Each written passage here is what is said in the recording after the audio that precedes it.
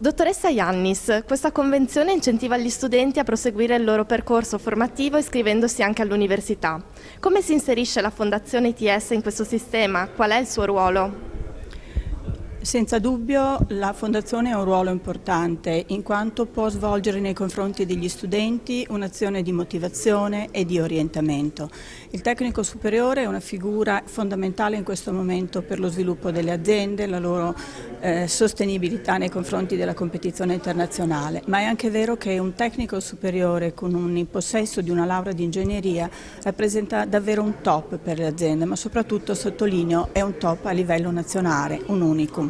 Quindi la Fondazione crede, la Fondazione ha partecipato con grande senso di responsabilità al tavolo di lavoro, un tavolo di lavoro che ha sempre riconosciuto la qualità, l'autonomia dei diversi soggetti che erano presenti.